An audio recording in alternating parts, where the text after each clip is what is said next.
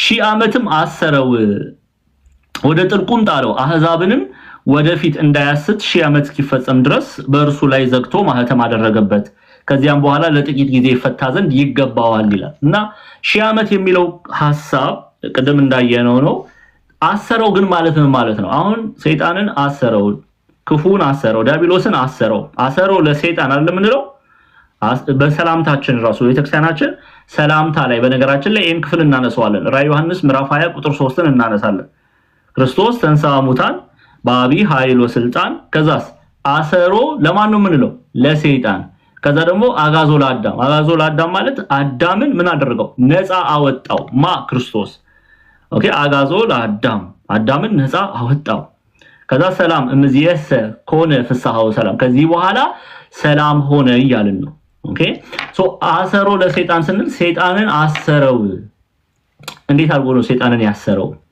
ይሄን ሲያብራሩ ኢትዮጵያ ሊቃውንት በቀድሞ ይሄን በባለፈው ማይተናል ግን በቀድሞ ኃይሉ እንዳይሰለጥን ኦኬ በቀድሞ ኃይሉ እንዳይሰለጥን አደረገው ለምሳሌ አሰረው ስንል በአማናዊቷ ቤተክርስቲያን ላይ ሰይጣን ኃይል የለውም አማናዊቷን ቤተክርስቲያን ሰይጣን ድል ማድረግ አይችልም የተሸነፈ ነው የታሰረ ነው ይህ ማለት ወደርሱ የሚሄዱትን አይጎዳም ማለት አይደለም አሁን እዚህ ጋር ነው ኮንፊውዥን የሚፈጠረው አንዳንድ ሰው ግራ ይጋባል ሰይጣንን አሰረው ይላል ግን ወደርሱ የሚሄዱትን ምን ያደርጋቸዋል ይሄን ሲያብራሩ በደንብ እናንተ እንድትረዱት በታሰረ አንበሳ ይመስላል የታሰረ አንበሳ በባለፈው አንበሳ ግቢ ምሳሌ አድርገን አይተናል ወደ ታሰረ አንበሳ ሰዎች ወደው ፈቅደው ቢሄዱ አንበሳው ምን ያደርጋል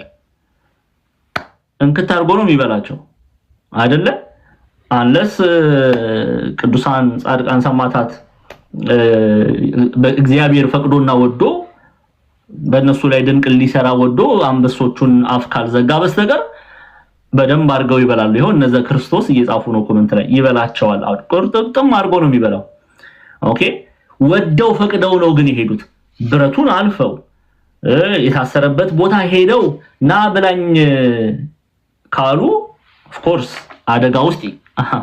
አደጋ ውስጥ ነው የሚገቡት ኦኬ እንደዚሁም ሰይጣንን አሰረው ሲል ኃይሉን በቀደመ ስልጣኑ በቀደመ ኃይሉ እንዳይሰለጥን አደረገው ይላሉ አቦ ምን ማለት ነው ግን አንድ ሰው በኃጢአት ምክንያት ወደ ሰይጣን ወደ ዲያብሎስ ክፉ ግብር ያደረገ የሚቀርብ ከሆነ ግን ይጎዳል ወደርሱ የሄደውን ምን ያደርጋል ይጎዳዋል ኦኬ እንዴት ነው ወደ ክፉ ዲያብሎስ ምን ሄደው ክፉ ግብር በማድረግ ኦኬ አንድ ሰው ለእግዚአብሔር ቃል ለመንፈስ ቅዱስ አልገዛም ሲል ኦኬ አልገዛም ሲል ለማን ነው የሚገዛው ማለት ነው ለዲያብሎስ ነው የሚገዛው የዲያብሎስን ግብር የሚፈጽም ሰው እለት ክፉ ግብርን ገንዘብ የሚያደርግ ሰው ወዴት ነው ይሄድ ያለው ወደ ዲያብሎስ ነው ይሄድ ያለው ኦኬ ጥፋትን ገንዘብ ያደርጋል ይጎዳል ቢታሰርም እነርሱ ወደርሱ ከሄዱ ግን ይጎዳቸዋል ይላሉ ስለዚህ ሺህ ዓመትም አሰረው ወደ ጥልቅም ጣለው አህዛብንም ወደፊት እንዳያስት ሺህ ዓመት እስኪፈጸም ድረስ በእርሱ ላይ ዘግቶ ማህተም አደረገበት ከዚያም በኋላ ለጥቂት ጊዜ ይፈታ ዘንድ አለው ይላል ለጥቂት ጊዜ ይፈታ ዘንድ አለው ይላል ምን ማለት ነው ይሄን ሐሳብ ነው የምናየው ኦኬ ከዛ በፊት የኢትዮጵያን ሊቃውንት የቅዱስ ጳውሎስ በተሰሎንቄ መልእክት ሁለተኛ ተሰሎንቄ ላይ ያስቀመጠውን ክፍል ያነሳሉ ይሄንን ቃል በቃል ሲያብራሩ የቅዱስ ጳውሎስን ቃል ያነሳሉና ወደዛ እንሄዳለን ማለት ነው ወደ ተሰሎንቄ እንሄዳለን ሁለተኛ ተሰሎንቄን ክፈችልኝ ኤማሁስዬ ሁለተኛ ተሰሎንቄ ምዕራፍ 2 ከቁጥር 1 እስከ 10 እሺ ተረጋግተን እናንብበው ቅዱስ ጳውሎስ ይሄንን ክፍል ይገልጽልናል ለጥቂት ጊዜ ይፈታ ዘንድ አለው ይላሉ ያንን እናያለን ሁለተኛ ተሰሎንቄ ምዕራፍ 2 ቁጥር 1 10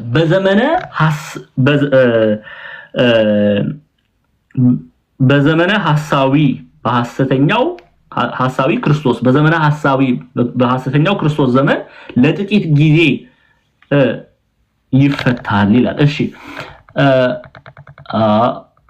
ኤማሁስዬ እኛ እንድናነበው እኮ ነው እንደሱ ትንሽ ተጋርጊው እስቲ አይ መነጽር በቃ ላደርግ ነው ማለት ነው። እስቲ እሺ በምልክቶች ትንሽ ጠጋ አድርጊ። ጠጋ እንዴ ትንሽ አይ እሺ በምልክቶች በሐሰተኛዎች ድንቆችም በአመፃም መታለል ሁሉ እንደ ሰይጣን አሰራር ነው። ከቁጥር 1 ነው። አይ ኖ አንድ ላይ ሂጅልኝ። ከቁጥር 1 ከዛ ጀምረን እናንብበው። እሺ ጥረጊት ልሻል። አሁን ይታያል። አሁን ቆንጆ ነው። ማውሲ ተባረኪ። ብቻ አንቺ ወደ ላይ ማድረግ ነው። እሺ ስሙ።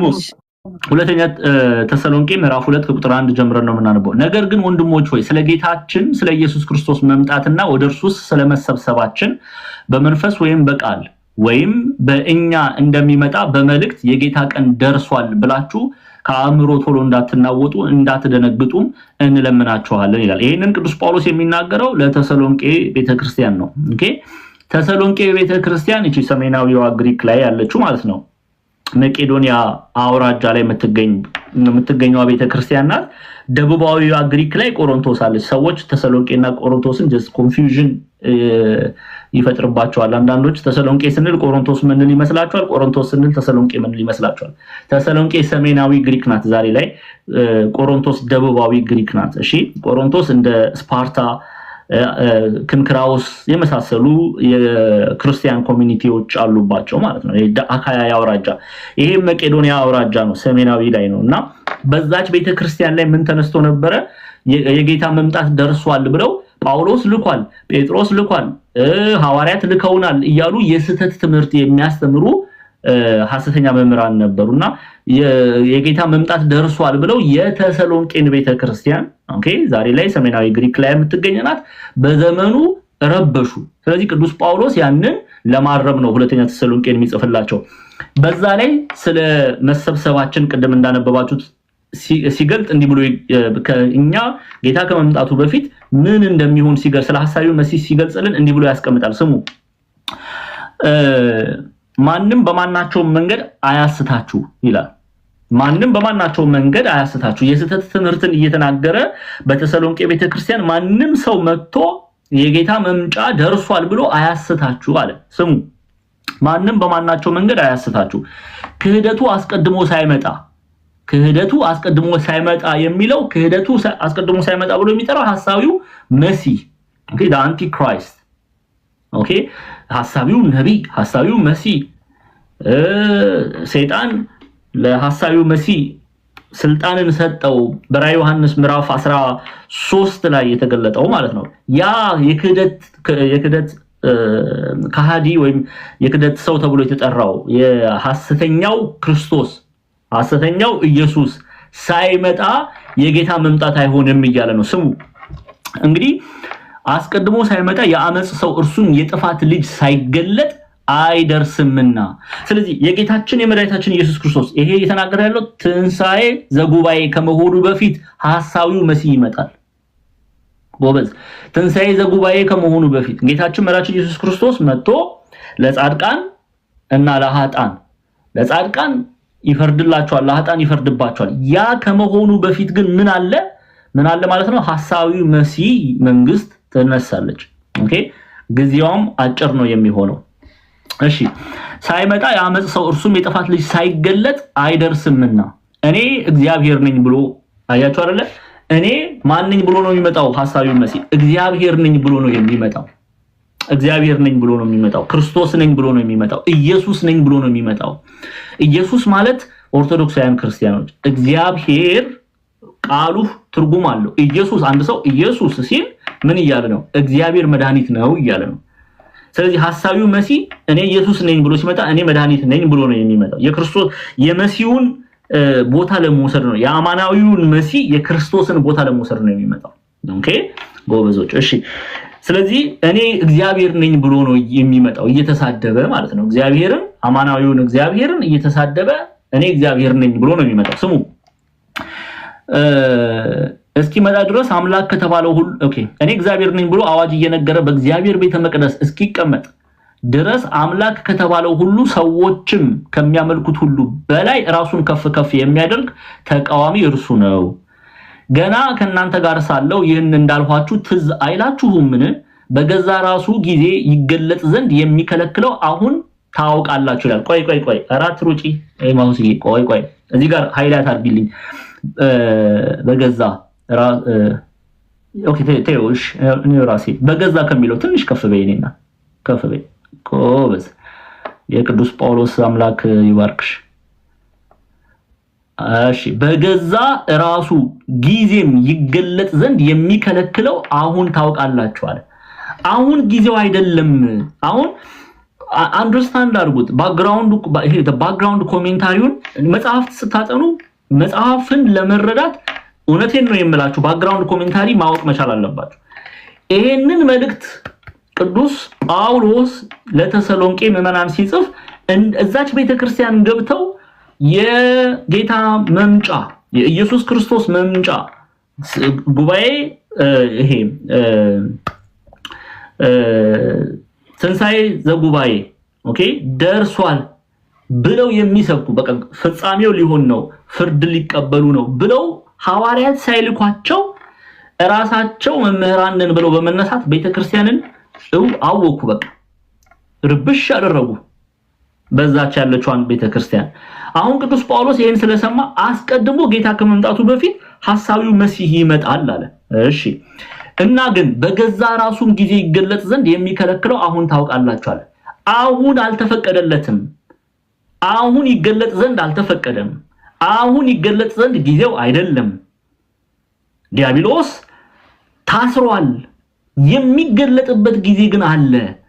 ለጥቂት ጊዜ የሚፈታበት ጊዜ አለ። ያ ጊዜ አሁን አይደለም ያለ ነው ቅዱስ ጳውሎስ። አልደረሰም ያለ ነው ቅዱስ ጳውሎስ። ኦኬ ጊዜ ያለው ጊዜው ገና ነው። በዚህ ዘመን እሱ ጳውሎስ ይሄን መልእክት በሚጽፍበት ዘመን አንድ አይደለ ነው የሚገልጽላቸው። እና ስሙ ያመጻ ሚስጥር አሁን ይሰራልና ከፍ አድርጉ ብቻ ከመንገድ እስኪወገድ ድረስ አሁን የሚከለክል አለ። በዚያን ጊዜ ጌታ ኢየሱስ በአፉ መንፈስ የሚያጠፋው ሲመጣም በመገለጡ የሚሽረው አመፀኛ ይገለጣል። ኦኬ በኋላ ላይ እግዚአብሔር አምላክ ይፈርድበታል። ኢየሱስ ክርስቶስ ይፈርድበታል። ግን ጊዜው አሁን አይደለም። ይድኑ ዘንድ የእውነትን ፍቅር ስላልተቀበሉ ለሚጠፉ አሁን ዋናው ሐሳብ ላይ ያመጣዋችሁ ነው። ይድኑ ዘንድ የእውነትን ፍቅር ስላልተቀበሉ ለሚጠፉ የእርሱ መምጣት በታምራት ሁሉና በምልክቶች በሐሰተኞችም ድንቆችም በአመፃም መታለል ሁሉ እንደ ሰይጣን አሰራር ነው ይላል። ተመልከቱ እርሱ ሲገለጥ ኦኬ ይድኑ ዘንድ የእውነትን ፍቅር ስላልተቀበሉ እውነት የሚለው ቅዱስ ጳውሎስ ኢየሱስ ክርስቶስን ነው። ሰዎች የእግዚአብሔርን ቃል ስላልተቀበሉ የእግዚአብሔርን ቃል እሺ ስላላሉ ይድኑ ዘንድ ከፍ አድርገልኝ ትንሽ ይድኑ ዘንድ የእውነትን ፍቅር ስላልተቀበሉ ለሚጠፉ የእርሱ መምጣት በተአምራት ሁሉና በምልክቶች በሐሰተኞች ድንቆችም በአመፃም መታለል ሁሉ እንደ ሰይጣን አሰራር ነው። በሰይጣን ኃይል ነው የሚገለጠው። ኦኬ በሰይጣን አሰራር ምታታዊ የሆነ እውነተኛ የሆነ ድንቅን አይደለም የሚያደርገው ሐሳዊው መሲህ። ምታታዊ የሆነን ድንቅ በማድረግ እውነተኛ ያልሆነ ምታታዊ የሆነን ድንቅ በማድረግ ይገለጣል ሐሳዊው መሲህ። ሐሳዊው ነብይ መንገድ ይጠርግለታል። ይሄ ግን ሐሳዊው መሲህም ሐሳዊው ነብይም በማን አሰራር ነው የሚሰሩት አለ ቅዱስ ጳውሎስ? በዲያብሎስ አሰራር፣ በሰይጣን አሰራር በአመፃም መታለል ሁሉ እንደ ሰይጣን አሰራር ነው የሚገለጡት። ኦኬ ሲገለጡ ግን እነማን ያምናቸዋል? ይድኑ ዘንድ የእውነትን ፍቅር የክርስቶስን ትምህርት ያልተቀበሉ ሰዎች ይቀበሏቸዋል። ክፉ አይሁዳውያን ይቀበሏቸዋል። ያላመኑ አሕዛብ ክፉ አይሁዳውያን ገንዘብ ያደርጓቸዋል። ያመልኳቸው ሐሳዊው መሲህ አንተ አማናዊው መሲህ ነህ ሎቱ ስብሐት ጋድ ፎርቢድ አማናዊው መሲህ ብለው ይቀበላሉ። ግልጽ ነው ይቀበላሉ። ጊዜው ግን አሁን አይደለም። ይሄ የሚገለጥበት ጊዜ አለ። በጊዜው ይገለጣል እያለ ቅዱስ ጳውሎስ ይገልጽልናል። እና ወደ ራዕየ ዮሐንስ አንዴ ተመለሽልኝ። ራዕየ ዮሐንስ ምዕራፍ 20 ላይ ራዕየ ዮሐንስ ምዕራፍ 20 ምዕራፍ 20 ከቁጥር 3 ላይ ግልጽ ነው እየገባችሁ ነው አይደለ በደንብ አድርጋችሁ ስሙ በቃ አንዴ ጠጋ አድርጊልኝ ተባረኪ እሺ እግዚአብሔር ይባርክሽ ተባረኪ አሁን ተመልከቱ ከፍ አድርጊ ትንሽ እሺ ሺህ ዓመትም አሰረው ወደ ጥልቅም ጣለው ህዝቡንም ወደፊት እንዳያስት ሺህ ዓመት እስኪፈጸም ድረስ በእርሱ ላይ ዘግቶ ማለትን አደረገበት ይሄ ሺህ ዓመት የሚለውን ሐሳብ ቅድም አይታችኋል መምህር ስቡ አዳምጤ በትርጓሜያቸው ላይ እስከ ሐሳቢው መሲህ ጽንሰት ብለውታል ሐሳቢው መሲህ እስኪመጣ ድረስ ያለውን ነው የሚጠራውና ዘመነ ስጋዌ ብለውም ይጠሩበት ሺህ ዓመት በደንብ አድርጋችሁ ሺህ ዓመት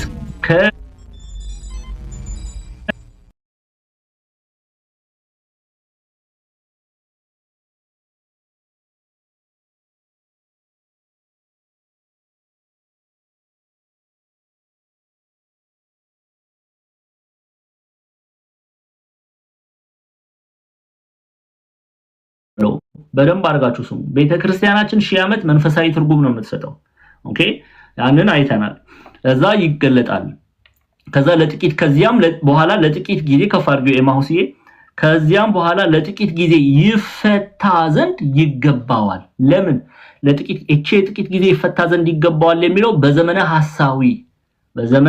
ሐሳዊ መሲህ ዘመን ይገለጣል ሰይጣን ዲያብሎስ ስለዚህ ክርስቶስ ተንሥአ እሙታን በአቢይ ኃይሉ ስልጣን አሰሮ ለሰይጣን አሰረው ሰይጣንን አሰሮ ለሰይጣን አጋዞ ለአዳም ሰላም እንዚየሰ ኮነ ፍስሐ ወሰላም እንላለን ሰይጣንን አሰረው ስንል ምን ማለታችን ነው ማለት ነው በቀደመ ስልጣኑ በቀደመ ኃይሉ እንዳይሰለጥን አደረገው ነው ይያለን ያለነው ግን ደግሞ የሚፈታበት ጊዜ አለ ለጥቂት ጊዜ በዘመነ ሐሰተኛው ክርስቶስ ሲመጣ ይገለጣል ይፈታል ለጥቂት ጊዜ ነው ግን ጊዜው ጥቂት ጊዜ ነው የሐሳቢው መሲህ የሐሳቢው ነብይ የሰይጣን ጊዜ ጥቂት ጊዜ ነው ይሄንን በራዕየ ዮሐንስ ምዕራፍ 13 ላይ ምዕራፍ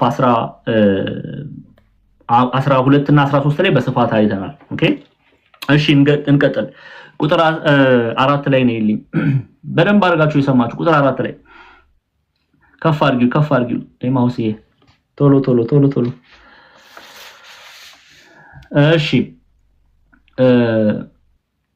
እሺ ዙፋኖችም አንዴ እኔም ከዚህ ልከታተልሽ እንደ እንትን እንድል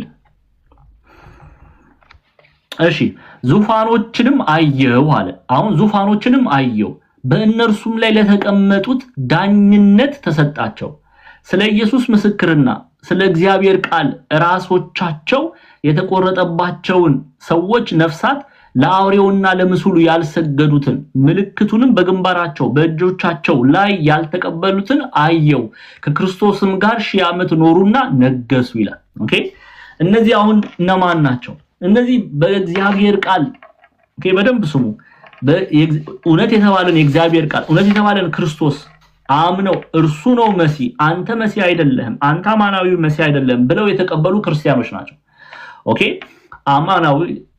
አማናውያን ክርስቲያኖች ናቸው አሁን እነሱ ሐሳቢው መሲህ ሲገለጥ ምን ብለዋል ሐሳቢው መሲህ ሲገለጥ አንተ አማናዊ መሲህ አይደለህም ላንተ አንሰግድም ላንተ አንንበረከክም አንተን አናመልክም ለዛች ለተወሰነ ጊዜ ሐሳቢው መሲህ ሲሰለጥን በታላቂቷ ኢየሩሳሌም ኦኬ ሲሰለጥን ሲገዛ ለርሱ ያልሰገዱት ክብርን እንደሚቀናጁ ነው የሚነግረን ይሄን ክፍል ላይ አሁን የዮሐንስ ይሄንን ክፍል በደንብ ሐሳቡን ለመረዳት የዮሐንስ ራዕይ ምዕራፍ 13 ላይ መሄድ አለብን አንድ የራዕይ ዮሐንስ ምዕራፍ 13 ላይ ሂጂልኝ ኤማሁስ ራዕይ ዮሐንስ ምዕራፍ 13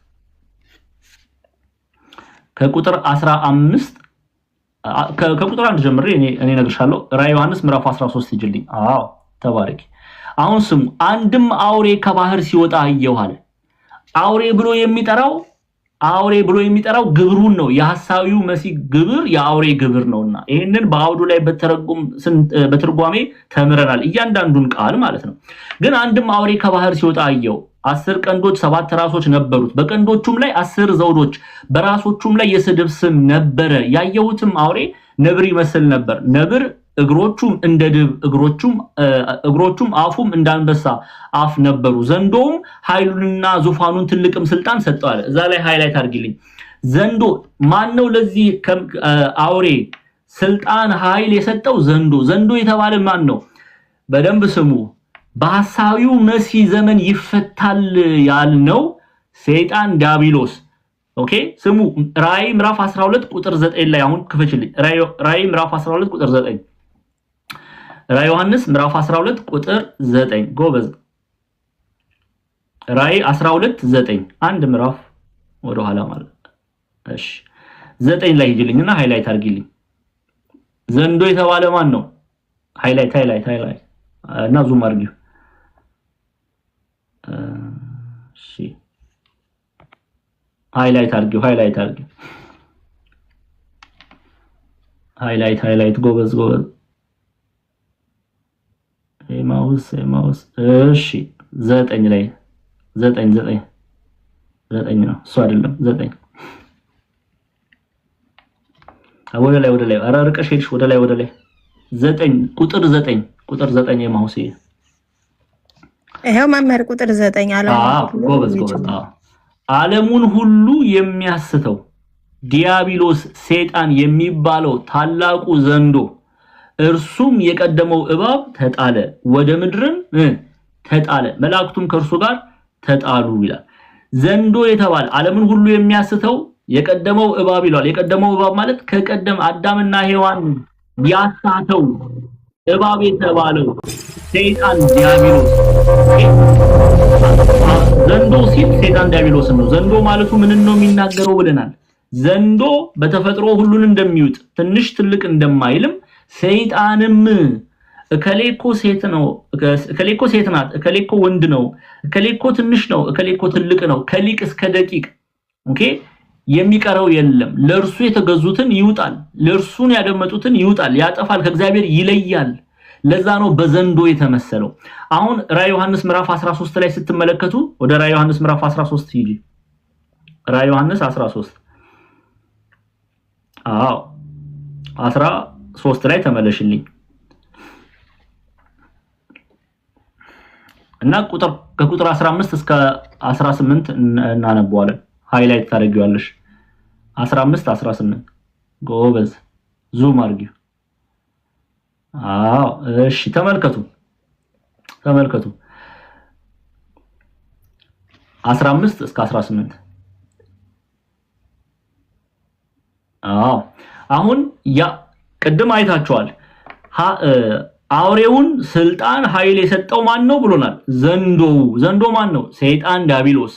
አውሬው በነገር ሐሳዊ መሲህ ሰው ነው። ኦኬ ኢትዮጵያውያን ሊቃውንትም ቅዱስ ዮሐንስ አፈወርቅም ግብፃውያን መተርጉማንም የቤተክርስቲያናችን ሊቃውንት ሐሳዊው መሲህ አብዛኞቹ የቤተክርስቲያን ሊቃውንት ሰው እንደሆነ ነው የሚናገሩት። እንዲያውም ኢትዮጵያውያን ሊቃውንት ፈርዘር የሄዱና በተለይ መጋቢ ስቡህ አዳምጤ ያዘጋጁት ይሄ 1000 ዓመት የዓለም ፍጻሜ የሚለው መጽሐፋቸው ላይ ስለ ሐሳዊው መሲህ ሲናገሩ እናቱ ማርያም ትባላል ሐሰተኛ ማርያም ብለው ይጠሯታል ኢትዮጵያውያን ሊቃውንት። ለምንድን ነው ሐሰተኛ ማርያም ብለው የሚጠሯት? የአማናዊቷን ማርያም ክብር ለመቀማት በድንግልና ጸንሼ በድንግልና ወለድኩት ትለዋለች።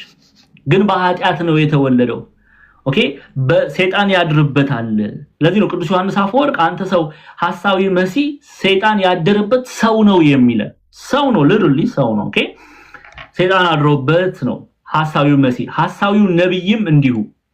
አሁን ስልጣን ግን የሚሰጠው ኃይል ግን የሚሰጠው ማን ነው? ሰይጣን ዲያብሎስ። ቅድም አይተናል።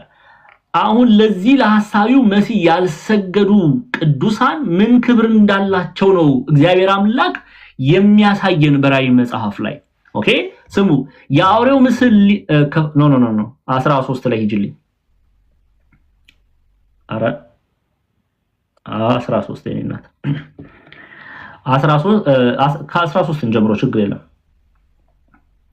ከፍ አድርጊ አንዴ ትንሽ ዙም አውት ግን ብታረጊው በጣም እሳትንም ብሎ ነው የሚጀምረው ከ13 መምህር አይደል? እሺ ይቀጥላል። ችግር የለም። እኔ ሳነብ ማለት ነው ቀስ ያልሽ ተከትለሽ እሺ። እሳትንም እንኳን ከሰማይ ወደ ምድር በሰው ፊት እስኪያወርድ ድረስ ታላላቆችን ምልክቶችን ያደርጋል። ሐሳዊው ነብይ። ይሄንን የሚያደርገው ለምንድን ነው? ሐሳዊው መሲህ አማናዊ ነው የሚለውን ለማሳየት ነው። ኢትዮጵያውያን ሊቃውንት ሐሰተኛው ነብይን ሐሳዊ ኤልያስ ይሉታል። ለምን? ኤልያስ ያደርግ የነበረውን አማናዊ ድንቅ እሱ ደግሞ ኤልያስ ያደርግ እንደነበረው ኤልያስ ከእግዚአብሔር ዘንድ እውነተኛ ነብይ ነው። ከእግዚአብሔር ዘንድ አማናዊ የሆነ ድንቅን ያደርጋል። ሐሳዊ መሲህ ደግሞ ሐሳዊው ነብይ ደግሞ እንደ ኤልያስ ሐሳዊው መሲህን አማናዊ ነው ብለው ሰዎች ይቀበሉት ዘንድ ምታታዊ የሆነ ተአምር ያደርጋል። ኦኬ ለዛ ነው ተአምሩ ተመሳሳይነት ስላለው ነው ኢትዮጵያ ሊቃውንት ሐሳዊ ኤልያስ ብለው የሚጠሩት። ብቻ በአውሬው ፊት ያደርግ ዘንድ ከተሰጡት በአውሬውም ፊት ያደርግ ዘንድ ከተሰጡት ምልክቶች የተነሳ በምድር የሚኖሩትን ምን ይላል? ያስታል። ስሙ፣ በምድር የሚኖሩትን ያስታል። ምን ብሎ ነው የሚያስተው? ሐሳዊው ነብይ ያሰግዳል። ለማን? ለሐሳዊው መሲህ። ሐሳዊው መሲህ ክርስቶስ ነው ብለው ሰዎች ያመልኩት ዘንድ፣ ሰዎች ይሰግዱለት ዘንድ፣ ሰዎች ይገዙለት ዘንድ ያደርጋል። ታምሩን አይተው የሚያደርገውን ድንቅ ነገር አይተው ምታታዊ በሆነ መልኩ የሚገልጠውን ድንቅ አይተው ሐሳዊው መሲህን ምን ያመልካሉ ማለት ነው። ሐሳዊው መሲህን ያመልካሉ። ስሙ እሺ በምድር የሚኖሩትን ያስታል። የሰይፍም ቁስል ለነበረው በህይወትም ለኖረው ለአውሬው ምስል እንዲያደርጉ በምድርም የሚኖሩትን ይናገራል። የአውሬው ምስልም ሊናገር እንኳን ለአውሬው ምስል የማይሰግዱለትን ሁሉ ሊያስገድላቸው ለአውሬው ምስል ትንፋሽ እንዲሰጠው ተሰጠው ይላል። ተመልከቱ። ለእርሱ ያልሰገዱ በመከራ ውስጥ እንዲያልፉ። ለማን ያልሰገዱ? ለሐሳዊው መሲህ ያልሰገዱ በመከራ ውስጥ እንዲያልፉ ሰማዕትነትን እንዲቀበሉ ኦኬ ያደርጋቸዋል። አሁን እነዚህ ሰማዕታት አንሰግድም ብለው ለሐሳዊው መሲህ አንሰግድም ብለው አማናዊ መሲህ አይደለም ብለው ኦኬ በተለያዩ ዘመናት ያሉትን ነው ገንዘብ አድርገን የምንናገረው። ኦኬ በተለያዩ ዘመናት ለኃጢአት እምቢ አሉ፣ በክርስቶስ በእምነት ጸንተው የቆዩ ቅዱሳን ምን አይነት ክብርን ያገኛሉ? አሁን ይሄንን ነው እግዚአብሔር አምላክ የሚገልጥልን በራእዩ መጽሐፍ ላይ ምዕራፍ 20 ላይ በዘመነ ሐሳዊ እምቢ ብለው ሐሳዊ መሲህ እጅ የጫነባቸው ምን አይነት ክብር እንደሚያገኙ ተመልከቱ። ተመለሽና ክፈችልኝ አሁን ቁጥር 4 ላይ ማለት ነው። ቁጥር 4 ላይ ቁጥር 4 ቁጥር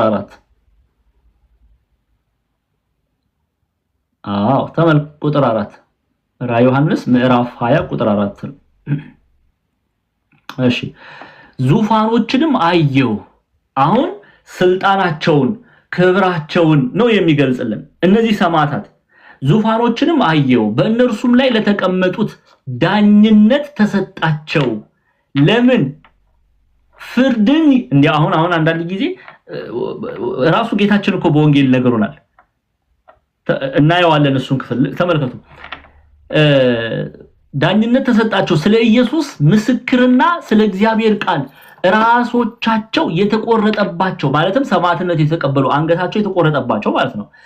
ኦኬ የተቆረጠባቸው ሰዎች ነፍሳት ለአውሬው ለምስሉ ያልሰገዱ ምልክትን በግንባራቸው በቀኝ እጃቸው ላይ ያልተቀበሉ አየሁ።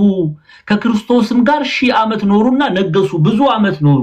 አንድ አቁም እሱ ጋር ከክርስቶስ ጋር 1000 ዓመት ኖሩ ሲል ይሄ ፍጻሜ ያለው 1000 ዓመት አይደለም። እባካችሁ ስሌት ሂሳባዊ ስሌት ሰርተን ከዚህ 1000 ዓመት ብቻ ኖሩ ከዛ በኋላ ቅዱሳን ከክርስቶስ ጋር አይኖሩም የሚለውን ሐሳብ እንዳትቀበሉ። ያ የቤተክርስቲያን ትምህርት አይደለም። 1000 ዓመት ኖሩ ሲል ብዙ ኮንቲኒየስሊ ማለት ነው። ፍጹም ብዙ ዓመት መኖራቸውን ነው የሚገልጸው። ኢትዮጵያ ኦርቶዶክስ ተዋሕዶ ቤተክርስቲያን አንድምታ ትርጓሜው እንዲህ ይላል። ስሙ በኢየሱስ ክርስቶስም ስም ስላመኑ ስሙን ስላስተማሩ በስሙም ስለተጠሩ በሰማዕትነት ስለሞቱ ስለሞቱት ሰዎች ነፍስ ይፈርድላቸዋልና ካለ በኋላ በአካላዊ ቃል ስላመኑ ፈረደላቸው። ለሐሳዊው መሲህ ያልሰገዱ ሐሳዊው መሲህ ለተሳለው ስዕል ለተመሰለው ምስል ያልሰገዱ ሐሳዊው መሲህ አንተ አማናዊ ነህ ብለው ያልተመለከቱ ኦኬ ያልሰገዱ ምንን ክብር አገኙ ይለናል? ተፈረደላቸው። ኦኬ ይሄው ዘመር ዘመስብለው በግንባራቸው ያልጻፉ በእጃቸውም ያልተከተቡ ትንሣኤ ልቦና ይነሳሉ። ከክርስቶስ ጋር 1000 ዘመን ነግሰው ይኖራሉ። ዘመነ ስጋዌን ነው ብለው ያስቀምጣሉ አባቶች። ኦኬ 1000 ዓመት ሃይላይት ትንሽ አዎ የቀሩትን ሙታን ግን ይህ 1000 ዓመት ነው ወደዛማ ፈርዘር ሄደን ቆይ ያልጨረስንም እኮ አዎ እዛው ቁጥር 4 ላይ ያልተቀበሉትን አየው ከክርስቶስም ጋር 1000 ዓመት ኖሩና ነገሱ። ምን ማለት ነው? አንደኛ በዘመነ ስጋዌ ክርስቶስ ከነሱ አልተለየም። ኦኬ ከቤተክርስቲያን ከአማናዊቷ ቤተክርስቲያን ኢየሱስ ክርስቶስ በዘመነ ስጋዌ አይለይም፣ አብሮ ነው ያለው። 1000 ዓመት ኖሩና ከዛ ደግሞ ነገሱ ይላል። የእግዚአብሔርን መንግስት ወራሽ በሆነው በልጁ በኢየሱስ ክርስቶስ የእግዚአብሔርን መንግስት ገንዘብ አደረጉ፣ ፈረደላቸው። ቅድም እንዳነበቡ ነው አንድም አድርጓናችን ላይ ፈረደላቸው። ኑ የአባቴ ብሩካን ዓለም ከተፈጠረ ጊዜ ጀምሮ የተዘጋጀላችሁን የእግዚአብሔርን መንግስት ምን በሉ አለ ውረሱ። በዘመነ ስጋዌ ኦኬ በትንሳኤ ዘጉባኤም ገንዘብ አደረጉ። ፍርድን ተፈረደላቸው፣ አልተፈረደባቸውም፣ ተፈረደላቸው። ለምን? በክርስቶስ ኢየሱስ ጸንተው ስለቆሙ፣ አማናዊውን መሲህ ገንዘብ ስላደረጉ፣ በዘመነ ሐሳዊ ኦኬ በሐሳዊው ዘመን እንኳን ክርስቶስን ስላልካዱ ምን አደረጉ? ተፈረደላቸው፣ ክብርን አገኙ። እና ይሄን ክፍል ነው የሚገልጽልን። ከዚህ ጋር ለማያያዝ ለምሳሌ ሐዋርያትን ብትመለከቱ ማቴዎስ ወንጌል ምዕራፍ 19 ላይ ክፈችልኝ። ማቴዎስ ወንጌል ምዕራፍ 19 ቁጥር 28 ላይ እንዲህ የሚል ቃል እናገኛለን። ማቴዎስ 19 ቁጥር 28 የማቴዎስ ወንጌል 19:28 እኔ ከዚህ ባንበብ እችላለሁ፣ ግን ያው እያየን እንድንሄድ ብዬ ነው።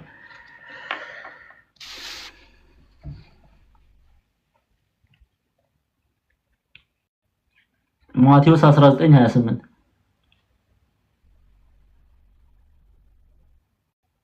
ዳኝነት ተሰጣቸው ይላል አይደለ? ተመልከቱ።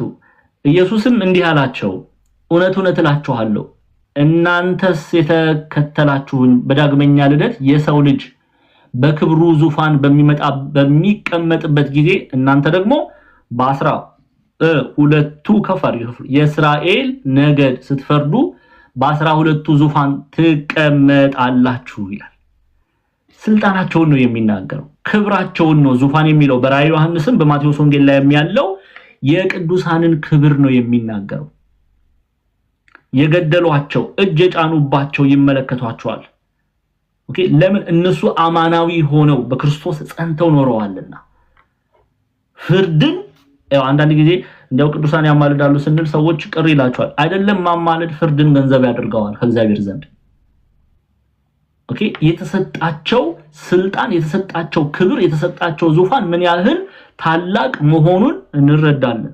ምን ያህል ታላቅ መሆኑን እንረዳለንና እግዚአብሔር አምላክ ለባለሟሎቹ እንዲህ ባለ ክብር ያከብራቸዋል። ባለሟሎቹን እንዲህ ባለ መውደድ ይወዳቸዋል። ኦኬ ስለዚህ በትንሳኤ ልቦና ጸንተው ኖረዋልና በትንሳኤ ዘጉባኤ ገንዘብ ያደርጋሉ። ምንን? ዘላለማዊ ህይወትን ከክርስቶስ ጋር ነግሰው ይኖራሉ፣ ለዘላለም ይኖራሉ። ኦኬ ይሄን ደግሞ አይተናል በራእየ ዮሐንስ የክርስቶስ ሚስት የሆነችው ቤተክርስቲያን። ይሄ የክርስቶስ ሚስት የሆነችው ቤተክርስቲያን ክብሯን ተመልክተናል። እዛው ራእየ ዮሐንስ ምዕራፍ 19ን ክፈችልኝ። ራእየ ዮሐንስ ምዕራፍ 19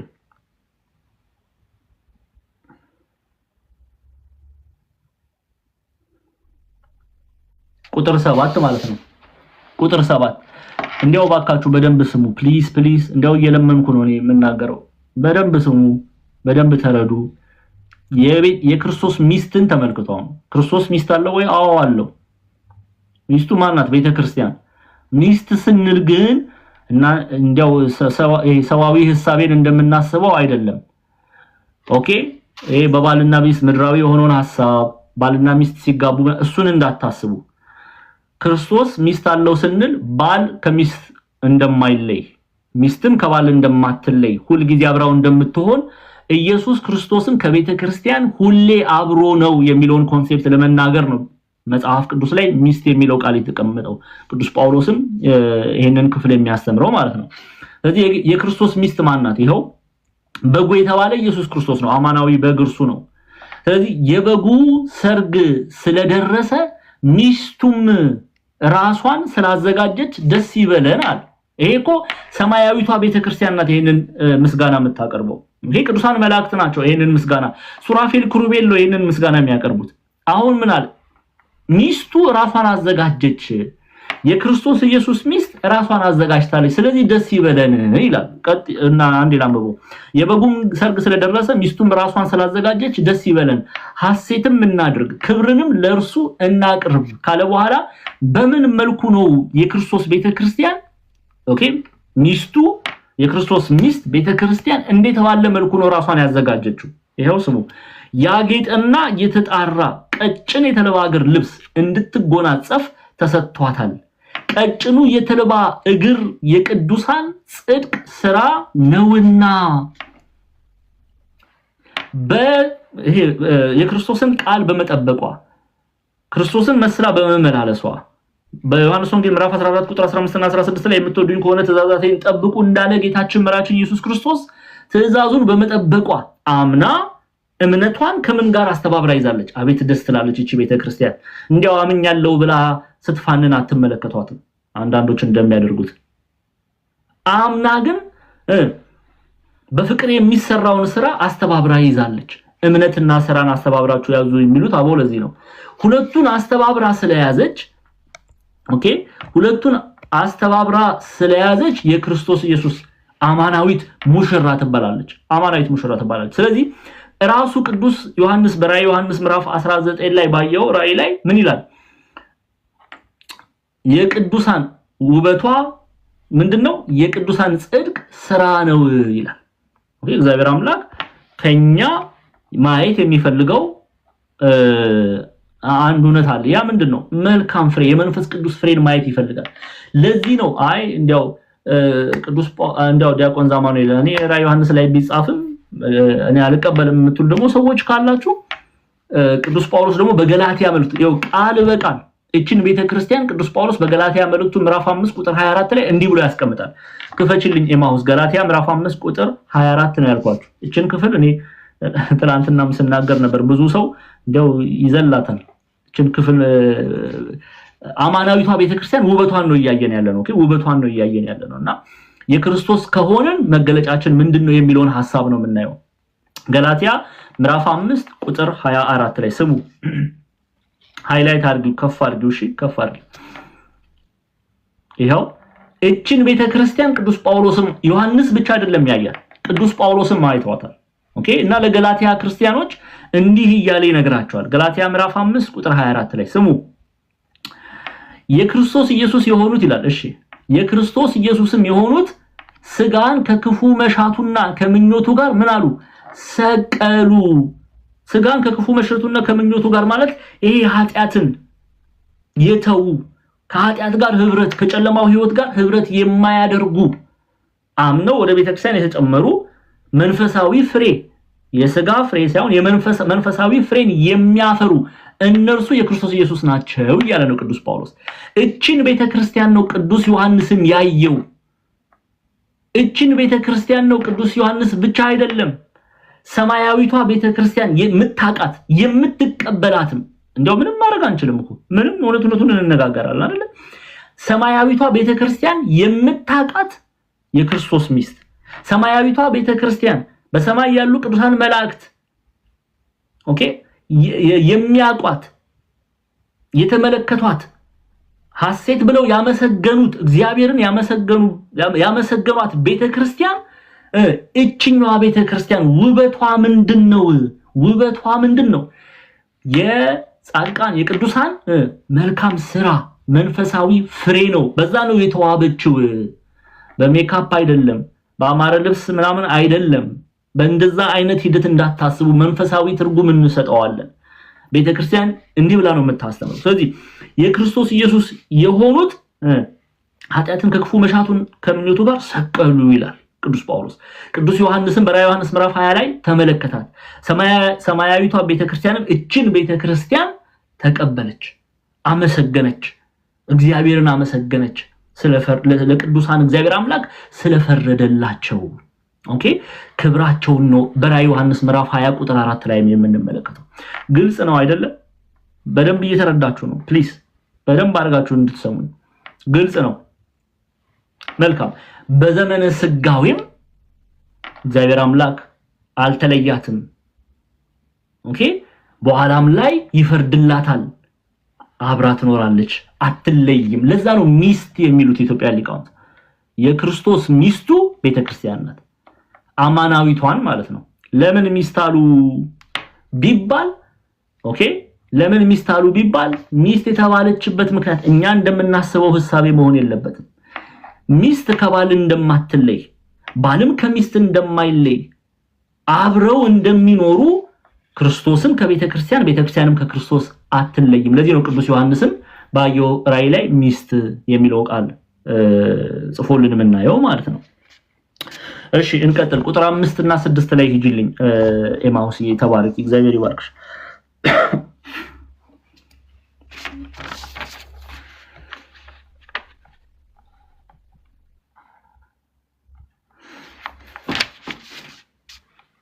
ቁጥር 5 እና 6 በደንብ እየተረዳችሁ ነው ብዬ አስባለሁ። ሺህ ዓመት የሚለው ኮንሴፕት ዘመነ ስጋዌ ኦኬ ያንን ተቀበሉ። ነፓፒየስ ያስተማሩትን ትምህርት ቤተክርስቲያን አትቀበልም። ኦኬ እና አውገስቲኖስ የሳቱትን ትምህርት ቤተክርስቲያን አትቀበልም። በኋላ ላይ አርመዋል እንደውም አውገስቲኖስ።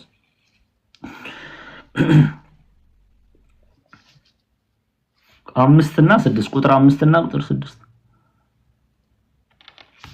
በዚህ አጋጣሚ ጊፍት የምትሰጡ እግዚአብሔር አምላክ ይባርካችሁ፣ ሁላችሁንም ይባርካችሁ። ለቤቱ ይጠቅማል። እኛ እንኳን ፈልገን አልነበረም፣ ግን ለቤቱ ይጠቅማል። ብዙ ቫይራል እንዲወጣ ትምህርቱ ብዙሃኑ ጋር እንዲደርስና እግዚአብሔር ይባርካችሁ። እሺ ቁጥር 5 እና 6 ላይ የቀሩቱ ሙታን ግን ይህ ሺህ ዓመት እስኪፈጸም ድረስ በህይወት አልኖሩም፣ ይህ የፊተኛው ትንሣኤ ነው ይላል። አንዴ ቁጥር 5 ላይ ወደ ኋላ ኖ አትጃው የማውሲያ ተቸኩ አንድ ደቂቃ የኔ እናት። እሺ እግዚአብሔር ይባርክሽ። የቀሩቱ ሙታን ግን ይህ ሺህ ዓመት እስኪፈጸም ድረስ በህይወት አልኖሩም። ኦኬ ይህ የፊተኛው ትንሣኤ ነው ይላል። እሺ አሁን እዚህ ጋር እናቁም። ቃሉን አንዴ ሰልሰን እናንብበው በደንብ እንድታስተውሉ። የቀሩቱ ሙታን ግን ይህ ሺህ ዓመት እስኪፈጸም ድረስ በደንብ ስሙ በህይወት አልኖሩም፣ ይህ የፊተኛው ትንሣኤ ነው ይላል። ምን ማለት ነው የፊተኛው ትንሣኤ? የፊተኛው ትንሣኤ የተባለው አሁን በቤተክርስቲያናችን አስተምሮ ይሄንን ክፍል የፊተኛው ትንሣኤ የምትለው ትንሣኤ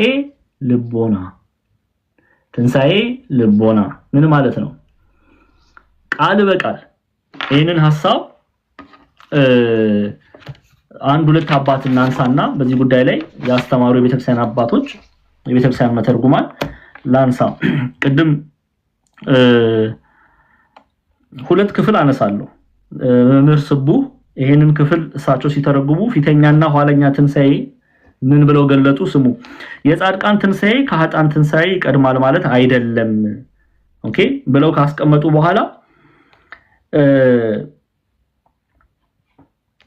የመጀመሪያው ትንሣኤ የተባለ ትንሣኤ ልቦና፣ ሁለተኛ ትንሣኤ ደግሞ የተባለ ትንሣኤ ዘጉባኤ ኦኬ።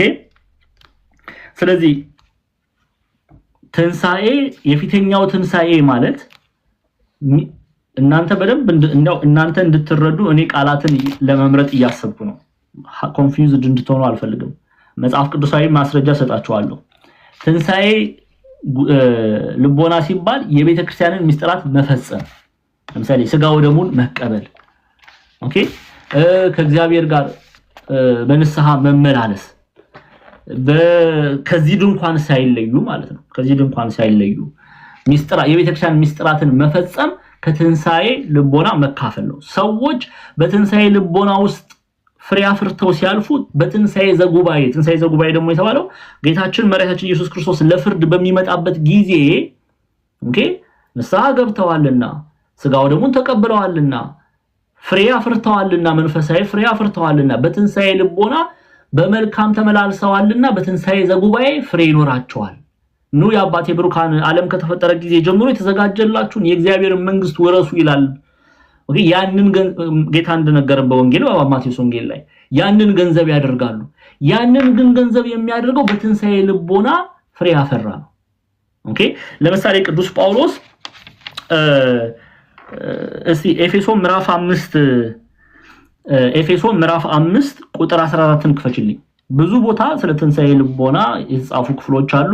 አንዱ ግን ይሄንን ትምህርት የሚገልጠው በኤፌሶን የተላከው የቅዱስ ጳውሎስ መልእክት ነው። ኦኬ ኤፌሶን ምዕራፍ 5 ቁጥር 14 ከዛ አንድምታ ትርጓሜያችን ደግሞ እናየዋለን። ኢትዮጵያ ሊቃውንት ምን ብለው ፈቱት የሚለውን ሐሳብ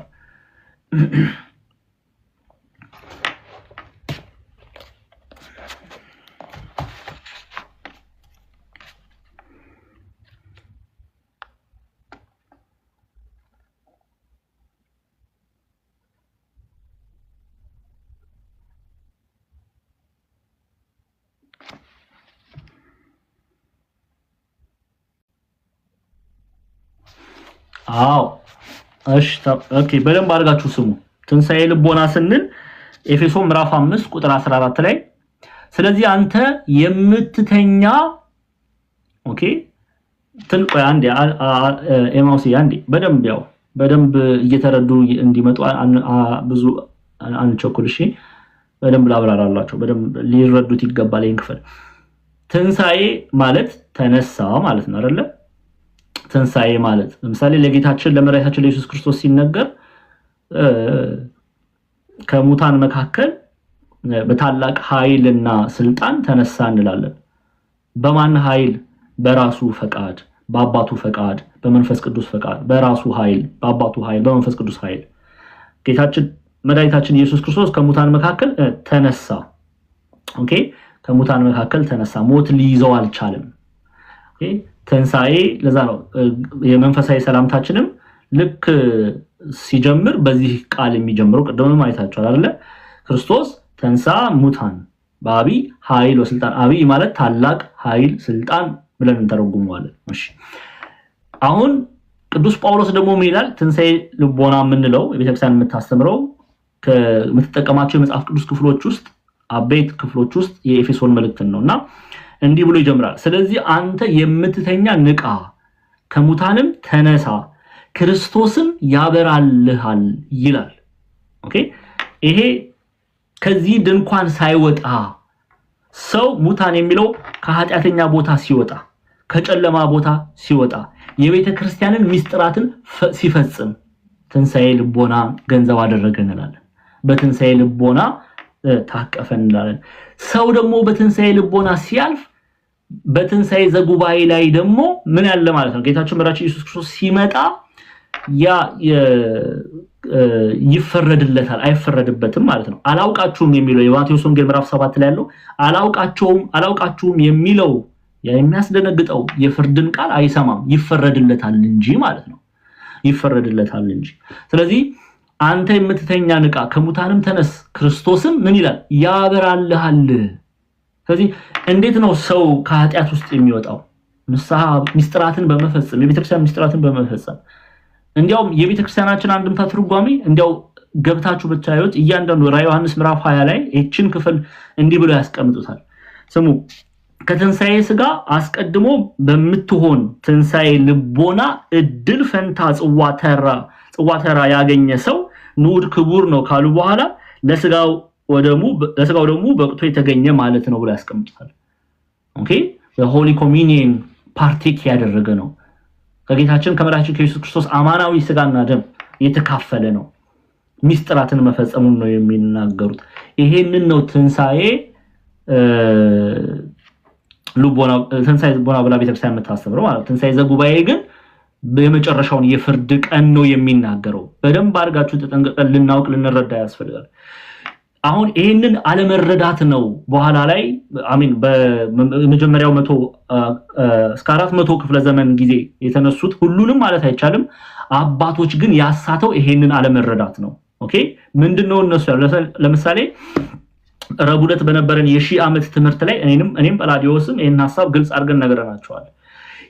እንዲያውም አውሳቢዮስ ዘቂሳሪያ ይሄን ክፍል አውሳቢዮስ ዘቂሳሪያ የቤተክርስቲያን የታሪክ ጸሐፊ ነውና በስህተት ውስጥ ያለፉትን አባቶች እንዲስቱ ያደረጋቸው የሐዋርያትን ትምህርት አተረጓገም ላይ ትርጉሙ ላይ ኦኬ በትክክል ስላልተረጎሙ በትክክል ስላልተረዱ ነው ብሎ ያስቀምጣል። በኋላም አይታቸዋል እና አውገስጢኖስ ትምህርታቸውን ሲለውጡ ሲያርሙ እናያለን። ኦኬ ቃል በቃል ከሺህ ዓመት ጋር ሂሳባዊ ስሌት ሰርተን ቃል በቃል የምንወስደው አይደለም ክርስቲያኖች። እሺ ልንጠነቀቅ ያስፈልጋል ሪሊ። ስለዚህ ትንሣኤ ቅዱስ ጳውሎስ ቅዱስ ዮሐንስ በራዕየ ዮሐንስ ምዕራፍ 20 ላይ የሚናገረው ትንሣኤ ልቦና ትንሣኤ ዘጉባኤ ደግሞ የሚባለው የፍርድን ሰዓት የፍርድን ሂደት የሚገልጠው በመጨረሻው ዘመን እግዚአብሔር አምላክ ተገልጦ ለጻድቃን የሚፈርድ ለኃጥአን ደግሞ የሚፈርድባቸው ያንን ቤተክርስቲያን ትንሣኤ ዘጉባኤ ትለዋለች። እሺ ፕሊዝ ለዛ ነው አንድምታ ትርጓሜያችንንም ይሄንን ብትጽፉት ደስ ይለኛል። እውነት ይሄን ብትጽፉት ደስ ይለኛል። ከትንሣኤ ሥጋ አስቀድሞ ብለው ይጀምራሉ አባቶቻችን። ከትንሣኤ ሥጋ አስቀድሞ ትንሣኤ ሥጋ ማለት በከበረ ሥጋ የምንለወጠው ኦኬ በከበረ ሥጋ ከሙታን መካከል ክርስቶስ ኢየሱስ እርሱ በራሱ ፈቃድ ተነሳ በአባቱ ፈቃድ በመንፈስ ቅዱስ ፈቃድ። ይሄን ደግሞ መጽሐፍ ቅዱስ ይነግረናል። ገላትያ ምዕራፍ 1 ቁጥር 1 ላይ ቅዱስ ጳውሎስ አብ ብሎ ያስቀምጣል። ሮሜ ምዕራፍ 8 ላይ መንፈስ ቅዱስ ይላል። ዮሐንስ ወንጌል ምዕራፍ 2 ላይ አይሁዳውያን ቤተ መቅደሱን አሳይተውት 46 ዓመት የፈጀ ቤተ መቅደስ ነው ብሎ በሚያሳዩት ጊዜ አፍርሱት እኔ በ3 ቀን አስነሳዋለሁ አለ። እንዴ 46 ዓመት የፈጀውን አንተ እንዴት በ3 ቀን ታስነሳዋለህ ብለው ይጠይቁታል። ራሱ ቅዱስ ዮሐንስ ስለ ሥጋው ተናገረ ብሎ ያስቀምጣል። ኦኬ ስለ ሥጋው ተናገረ ብሎ ያስቀምጣል። ስለዚህ በአባቱ ፈቃድ በመንፈስ ቅዱስ ፈቃድ በራሱ ፈቃድ ብላ ቤተክርስቲያን ታስተምራለች። ይሄን ትንሣኤ ማለት ነው። አንድምታ ትርጓሜያችን ላይ ከትንሣኤ ሥጋ ማለት ይሄ ሰው እኛ በራሳችን ኃይል ሳይሆን በእግዚአብሔር ኃይል ከሙታን መካከል እንነሳለን። ያ ጊዜ ይመጣል፣ ያ ዘመን ይመጣል። ያ ጊዜ ሲመጣ ያ ጊዜ ከመምጣቱ በፊት ምን ይሆናል አለች። ከትንሣኤ ሥጋ አስቀድሞ ነው ይሄ የሚሆነው። ትንሣኤ ልቦና በምትሆን በትንሣኤ ልቦና እድል ፈንታ ጽዋ ተራ ያገኘ ሰው ንዑድ ክቡር ነው አለች። ከዛ ያንን ደግሞ አቦ ይቀጥሉና ለሥጋው ደግሞ በቅቶ የተገባ ማለት ነው ብሎ ያስቀምጣል። ሥጋው ደግሞ ሚስጥራትን መፈጸም ትንሣኤ ልቦና እንደሆነ እንዲህ ብላ ታስተምራለች ቤተክርስቲያን። እሺ እንቀጥለው። ራዕየ ዮሐንስ ላይ ተመለሽልኝ። ሁላችሁንም እየተረዳችሁ ነው ብዬ ተስፋ አደርጋለሁ። ኦኬ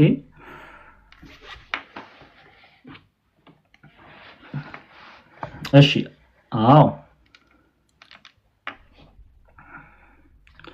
ቁጥር በፊተኛው ትንሣኤ ትንሽ ከፍ አድርጊ።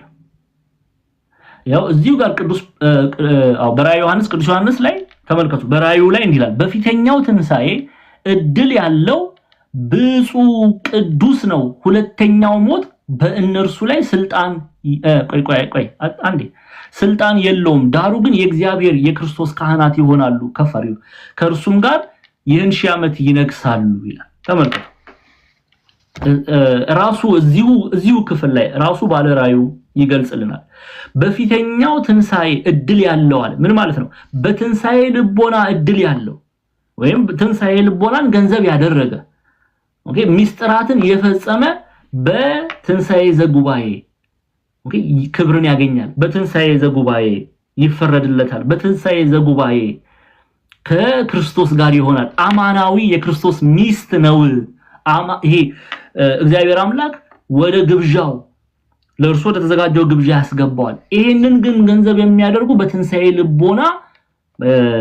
ልቦና ታምነው ያለፉ ናቸው። አሁን ትንሣኤ ልቦና ስንል ምን እንደሆነ ግልጽ ነው። በደም ተረድታችኋል ወይ ተስፋ አደርጋለሁ። ሚስጥራትን መፈጸም የቤተክርስቲያን ሚስጥራትን መፈጸም።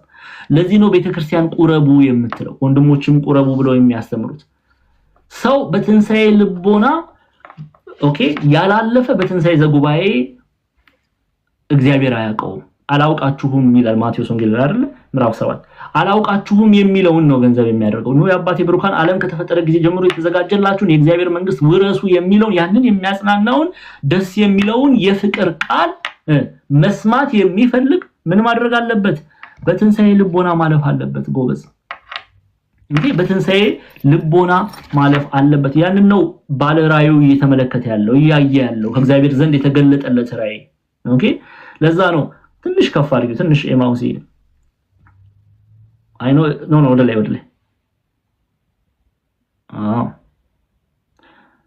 ኦኬ በቃ በፊተኛው ትንሣኤ እድል ያለው አያችሁ፣ በፊተኛው ትንሣኤ ያለፈ በፊተኛው ትንሣኤ እድል ያለው ኦኬ የፊተኛው ትንሣኤ ልቦና ስጋው ደሙን የተቀበለ ንስሐ የሚገባ የሚቆርብ ሆሊ ኮሚኒየን ፓርቴክ የሚያደርግ ክርስቶስን መስሎ የሚመላለስ በፊተኛው ትንሣኤ እድል ያለው ብፁዕና ቅዱስ ነው ይላል።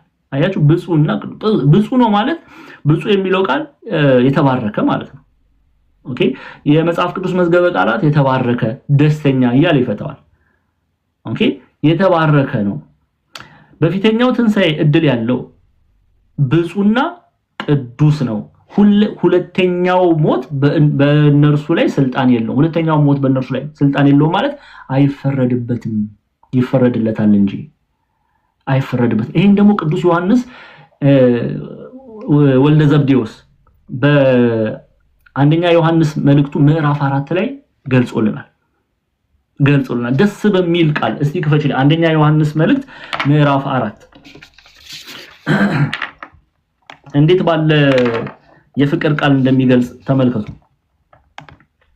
ከዛ ራሳችንን እንፈትሻለን ማለት ነው። ያው አንደኛ ዮሐንስ መልእክት ምዕራፍ 4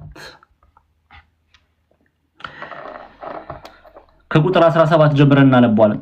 እንትን ሃይላይት ታደርጋለሽ ዙም ከቁጥር 17 በደንብ ስሙ ባካችሁ ፕሊዝ ስሙ እዩት። እጅጉን የምትወዱት ቅዱስ ዮሐንስ እመቤታችን እነሆ እናት ተብሎ የተሰጠው በእርሱም ለሁላችንም ተሰጣለች። ኦኬ እስከ መስቀል ድረስ ታምኖ የተገኘ ታላቁ ሐዋርያ ስሙ እንዲህ ይላል። በፍርድ ቀን ይላል። አሁን በምን ቀን አለ? በፍርድ ቀን ትንሣኤ ዘጉባኤ በፍርድ ቀን ድፍረት ይሆንልን ዘንድ አያችሁ፣ ምን ይሆንልን ዘንድ አለ? ድፍረት ይሆንልን ዘንድ ፍቅር በዚህ ከፍ አድርጉ ከኛ ጋራ ተፈጽሟል። እርሱ እንዳለ ክርስቶስ እንዳለ እኛ ደግሞ እንዲሁ በዚህ ዓለም ነንና ፍጹም ፍቅር ስሙ ፍጹም ፍቅር ፍርሃትን አውጥቶ ይጥላል እንጂ በፍቅር ፍርሃት የለም። ፍርሃት ቅጣት አለው አለ። አቁም። አሁን እዚህ ጋር አረ አሁን ፍጹም ፍቅር ምን አለ? ከፍ አድርጉ ትንሽ ብዙ ሰው እችን ክፍል ስሙ ፍርሃት ማውስ ያጥቀስ በየኔናት ፍርሃት ቅጣት አለውና አለ። አሁን ቅዱስ ዮሐንስ እየተናገረ ያለው ስለ ትንሣኤ ዘጉባኤ ነው። ጌታችን መራችን ኢየሱስ ክርስቶስ ለፍርድ በሚመጣበት ጊዜ ምን እንደሚሆን ነው እየነገረን ያለው። ተመልከቱ። ፍጹም ፍቅር ምን ማለት ነው? ፍጹም ፍቅር ፍርሃት አለውና ካለ በኋላ የሚፈራ ሰው ፍቅሩ ፍጹም አይደለም ማለት ምን የሚል ሰው? የሚፈራ ሰው። ምንን የሚፈራ ሰው? ትንሣኤ ዘጉባኤን የሚፈራ ሰው ፍጹም ፍቅር የለውም እያለ ነው። አሁን ብዙ ሰዎች ምን ያሉ ጌታችን መራችን ኢየሱስ ክርስቶስ ሆይ ማራናታ ና ፍረድልናልን ሲባል አረ እንዴ እኔ ምን ሰርቼ ነው የሚመጣው? አንዳንድ ሰው የጌታን መምጣት ሲነገር የሚፈራ ሰው አለ። ይሄ ፍቅር አይደለም፣ ይሄ ትህትና አይደለም። ትህትና አድርጎ ሰይጣን ደግሞ ይስላል። በፍጹም ትህትና አይደለም። የጌታችን የመድኃኒታችን ኢየሱስ ክርስቶስን መምጣት ኦኬ ለፍርድ ሲመጣ ያንን ቤተክርስቲያን ትናፍቀዋለች። አማናዊቷን ነው እየተናገርኩ ያለሁት። አማናዊቷ ቤተክርስቲያን ያንን ዕለት ትናፍቀዋለች። ለምን? ፍጹም ፍቅርን ገንዘብ አድርጋለችና ፍርሃት በውስጧ የለምና። የሚፈራ ሰው ቅጣት ያለበት ሰው ነው። በትንሣኤ ልቦና በመልካም ያልተመላለሰ ሰው ነው ትንሣኤ ዘጉባኤ የሚፈራው። የሰረቀ በዘረኝነት የተመላለሰ የእግዚአብሔርን ቃል ያላከበረ ኦኬ በኃጢአት ውስጥ የተመላለሰ ሰው ትንሣኤ ዘጉባኤን ይፈራል። ፍጹም ፍቅር የለውም። ለክርስቶስ ፍጹም ፍቅር ስለሌለው በኃጢአት ውስጥ ያልፋል። ስለዚህ የጌታችን የመድኃኒታችን ኢየሱስ ክርስቶስን መምጣት ኦኬ ትንሣኤ ዘጉባኤን ይፈራል። ያ ሰው እጅጉን ይፈራል። ለምን? ስሙ ፍርሃት ከፍ አድርጊው። አንዴ ከፍ አድርጊው። ወደ ላይ ማውሲ በቃ እሺ ትንሽ ከፍ አድርጊው። ሙሉን ከ17 ጀምሮ እሺ። ፍጹም ፍቅር ፍርሃት አውጥቶ ይጥላል እንጂ በፍቅር ፍርሃት የለም ይላል። ከፍ አድርጊው። በፍቅር ምን የለም? ወደ ላይ በፍቅር ፍርሃት የለም። ፍርሃት ቅጣት አለውና የሚፈራ ሰው ፍቅሩ ፍጹም አይደለም። እርሱ አስቀድሞ ከፍ ወዶናልና እኛም እንወደዋለን። ማንም እግዚአብሔርን እወዳለሁ እያለ ወንድሙን ቢጠላ ሐሰተኛ ነው። ያየውን ወንድሙን የማይወድ ያላየውን እግዚአብሔር ሊወደው እንዴት ይችላል ይላል። ኦኬ እንዴት ይችላል? ስለዚህ ምን እያለን ነው? በፍርድ ሰዓት ራሳችሁን ፈትሹ እስቲ። እንዲያው ጌታችን መራችን ኢየሱስ ክርስቶስ ትጸልያላችሁ ወይ? ጌታዬ ሆይና ኦኬ ብላችሁ ትጸልያላችሁ ወይ? ማራናታ ብላችሁ ትጸልያላችሁ ወይ? መምጣቱን ትናፍቃላችሁ ወይ? እቺ የአማናዊቷ ቤተክርስቲያን ድምጿ ነው። the language of the true church ኦኬ አማናዊቷ ቤተክርስቲያን ድምጽ የክርስቶስን መምጣት ትናፍቃለች። ለምን? ፍጹም ፍቅርን ገንዘብ አድርጋለችና እርሱ ሲመጣ ይፈረድላታል እንጂ አይፈረድባትም። በትንሣኤ ልቦና ተመላልሳለችና የቤተክርስቲያናትን ምስጢራትን ፈጽማለችና ስጋው ደሙን ተቀብላለችና ተዘጋጅታ ሙሽራው ሚስት ሆና ክርስቶስን ትጠብቀዋለች። አማናዊት ሚስት ሆና ትጠብቀዋለች። እውነተኛ ሚስት ሆና ትጠብቀዋለች። ስለዚህ የክርስቶስን መምጣት ትናፍቃለች። የምትፈራዋ ግን አንድ የበደለችው በደል አለ፣ ያጠፋችው ጥፋት አለ። ኦኬ የሰራችው በደል አለ፣ የሰራችው ስራ አለ። ክርስቶስ በቃሉ አልተመላለሰችም። ስለዚህ ትፈራለች። ፍጹም ፍቅር ስለሌላት የጌታን መምጣት አትፈልግም። ስለ ጌታ መምጣት ሲነገር ትፈራለች፣ ትሸሻለች። አሁን እኛ ግን ያን እንደ ትህትና ነው የምንቆጥረው። አቤት አቤት አቤት ትህትናው እንላለን እኛ። ኦኬ አንድ ሰው እንዲያው ጌታችን መራሽ ኢየሱስ ክርስቶስ ና ሲባል ረኔ በምን ኃጢአት በምን በደል እሱ ይመጣል ምናምን ሲል ያ ሰው ይሄ ሰው እኮ በጣም ትሁት እኮ ነው እንላለን አይደል? ተሳስቻለሁ፣ አረ እንዴት አይነት ትሁት ሰው ነው እንላለን። አቤት ትህትናው! ይሄ የእግዚአብሔር ቃል አይደግፈውም። በፍጹም አማናዊቷ ቤተክርስቲያን ና ነው የምትለው። ና ጌታዬ ሆይ ና ፍረድልኝ ነው ጸሎቷ። የቅዱሳን ጸሎት አይታችኋል አይደል? እስከ መቼ ድረስ አትፈርድም? ይሄ የአማናዊቷ ቤተክርስቲያን ድምጽ ነው። ይሄንን ነው ቅዱስ ዮሐንስ እየነገረን። ይሄንን ድምጽ ግን የምታሰማዋ ቤተክርስቲያን በፍጹም ፍቅር ውስጥ ያለፈችዋ ቤተክርስቲያን ናት። ለዛ ነው በትንሣኤ ልቦና ከሙታን መካከል ምስጢራትን ጠብቃ ምስጢራትን ፈጽማ ክርስቶስን መስላ ከጨለማ ወደሚደነቅ ብርሃን በክርስቶስ ኃይል የተገለጠችዋ ቤተክርስቲያን በትንሣኤ ዘጉባኤ ኑ የአባቴ ብሩካን ዓለም ከተዘጋጀ ጀምሮ የተዘጋጀላችሁን የእግዚአብሔር መንግስት ውረሱ የሚለውን ያንን የእግዚአብሔርን ቃል ታደምጣለች፣ ከእርሱም ጋር ትኖራለች። ያንን ነው እየተናገረ ያለው ቅዱስ ዮሐንስ። ግልጽ ነው ኦርቶዶክሳውያን ክርስቲያኖች። ከዚህ በኋላ ጸሎታችንንም እናስተካክል። ማራናታ እንለዋለን፣ ና እንለዋለን። የጌታን መምጣት ያንን የፍርድ ቀን እንናፍቃለን።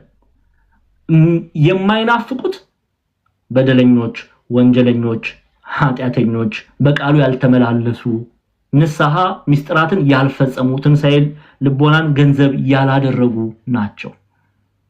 ግልጽ ነው? ግልጽ ነው? እባካችሁ ንገሩኝ። ግልጽ ነው? እግዚአብሔር ይባርካችሁ። እሺ ስለዚህ ከዚህ በኋላ ዮሐንስ ራእይ ምዕራፍ 20 ግራ ምንም ቤተክርስቲያን ትምህርቷ ይሄ ነው። የቤተክርስቲያን ንጹህ የሆነው ከበረዶ ሁሉ ነጭ ንጹህ የሆነው የቤተክርስቲያን ትምህርት አማናዊው ትምህርት ይሄ ነው።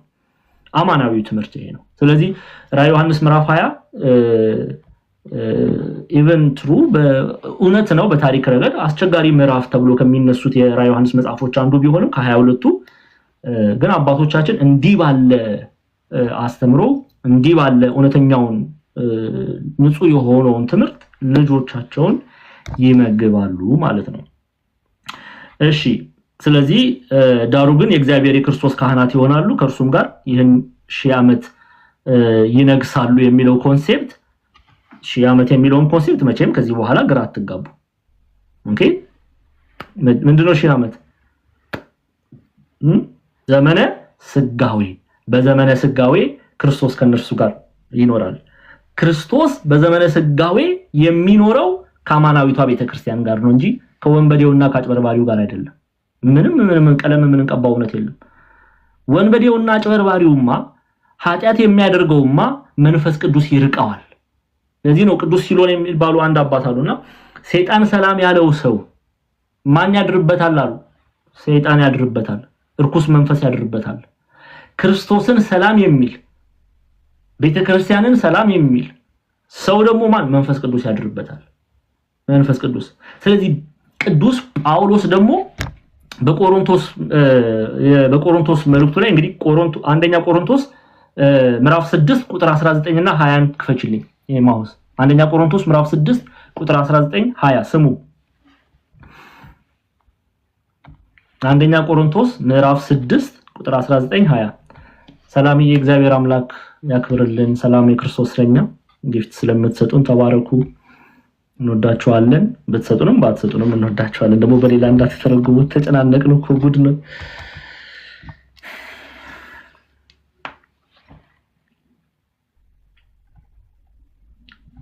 ምዕራፍ 6 19 እና 20 ያው ቆሮንቶስን እንጀምራለን። በነገራችን ላይ በዚሁ ያሟሟቀን እንሄዳለን። ሁለት የቆሮንቶስ ክፍል ላይ አንደኛ ቆሮንቶስ ምዕራፍ 6 19 20 ስሙ። እሺ ቅዱስ ጳውሎስ ነው የሚናገረው የሚጽፍላቸው እቺ የቆሮንቶስ ቤተክርስቲያን አካያ ያውራጃ ላይ ደቡባዊ ግሪክ ላይ የምትገኝ ቤተክርስቲያን ናት። ኦኬ እንዳልኳችሁ ሰሜናዊ ግሪክ፣ ደቡባዊ ግሪክ። ሰሜናዊ ግሪክ ላይ ናት ተሰሎንቄ ያለችው። ቆሮንቶስ ያለችው ደቡባዊ ግሪክ ላይ ናት። በነገራችን ላይ የቆሮንቶስ ቤተክርስቲያንን ከቆሮንቶስ ቤተክርስቲያን አቅራቢያ ያሉ ለምሳሌ ፌቨንን የምታውቋት ከሆነ ሮሜ ምዕራፍ 16 ቁጥር 1 ላይ የሐዋርያው ቅዱስ ጳውሎስ መልእክት የሮሜን መልእክት ይዛ ወደ ኢጣሊያ ሮም የሄደችው ታላቂቷ የቤተክርስቲያን አገልጋይ ኦኬ እህቶች እነ ፌቨንም ገንዘብ አድርጉ በዚህ አጋጣሚ ታላቂቷ የቤተክርስቲያን አገልጋይ ፌቨን የምትገኘው ክንክራውስ የምትባለው ቤተክርስቲያን ለቆሮንቶስ አቅራቢያ ናት። ኦኬ እነ ስፓርታ ቆሮንቶስ ነው እዛው አካያ ያውራጃ ደቡባዊ ግሪክ ላይ ነው የምትገኘው። ኦኬ ዛሬ ላይ ደቡባዊ ግሪክ የምትገኝ ቤተክርስቲያን ናት። ቅዱስ ጳውሎስ እንዲህ ብሎ ይገልጻል። ወይስ ስጋችሁ ለነሱ ነው የሚጽፍላቸው ወይስ ስጋችሁ ከእግዚአብሔር የተቀበላችሁት በእናንተ የሚኖረው የመንፈስ ቅዱስ ቤተ መቅደስ እንደሆነ አታውቁምን ይላል። ከፍ አድርጉ ማውሴ የመንፈስ ቅዱስ ቤተ መቅደስ እንደሆነ አታውቁምን ካለ በኋላ በዋጋ ተገዝታችኋልና አለ። በምንድን ነው የተገዛችሁት? በዋጋ። ምን አይነት ዋጋ? ይሄ ምድራዊ የሆነ ገንዘብ አይደለም፣ ዶላር ዩሮ አይደለም። በዋጋ ተገዝታችኋል ሲል ጌታችን መድኃኒታችን ኢየሱስ ክርስቶስ ስጋውን ቆርሶ ይላሉ ኢትዮጵያ ሊቃውንት አጥንቱን ከስክሶ ደሙን አፍስሶ ገዝቶናል። እኔና እናንተን በዋጋ ተገዝቷቸዋል። ይሄንን ካለ በኋላ ለራሳችሁ አይደላችሁም ማለት ሰው ደግሞ ከተገዛ ለራሱ አይደለም። ለተገዛለት ነገር መገዛት አለበት። ለተገዛለት ነገር ምን ማለት አለበት? መገዛት አለበት። ስለዚህ ለራሳችሁ አይደላችሁም። ስለዚህ በስጋችሁ ማንን አክብሩ አለ? እግዚአብሔርን አክብሩ። የገዛችሁ እግዚአብሔር ነው። የገዛችሁ ማን ነው? አረ ፕሊስ ሚዩት እያደረጋችሁ የገዛችሁ ማን ነው እያለ ነው። እግዚአብሔር ነው የገዛችሁ። ስለዚህ ሰው ለተገዛለት ነገር ምን ማለት አለበት? መገዛት መቻል አለበት።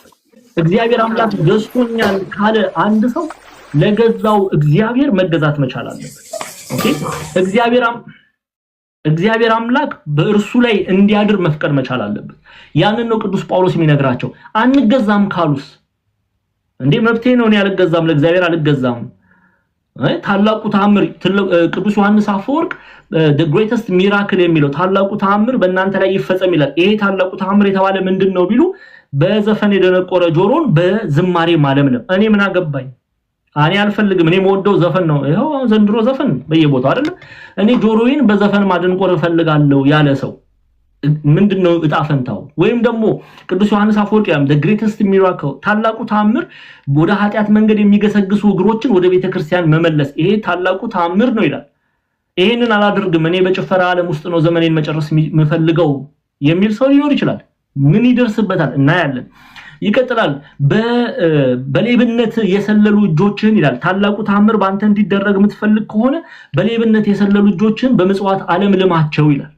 አይኔ ሌብነቱን እየሰረኩ ነው ዘመኔን መጨረስ የምፈልገው የሚል ሰው ምን ይደርስበታል? እሱን ደግሞ ራሱ ቅዱስ ጳውሎስ ይነግረናል። አንደኛ ቆሮንቶስ ምዕራፍ 3 ቁጥር 16 ላይ ከፈችልኝ። አንደኛ ቆሮንቶስ ምዕራፍ 3 ቁጥር 16 ለእግዚአብሔር አንገዛም ያለ እግዚአብሔር አምላክ በእኔ ላይ እንዲያድርብኝ አልፈቅድም የሚል ኦኬ ራሱን ለእግዚአብሔር ባለሟል አድርጎ የማያቀርብ ሰው ይሄ በዚህ ድንኳኑ ላይ መንፈስ ቅዱስ እንዲያድርበት የማይፈልግ ሰው ምን ይደርስበታል? ይኸው እናንብበው አብረን።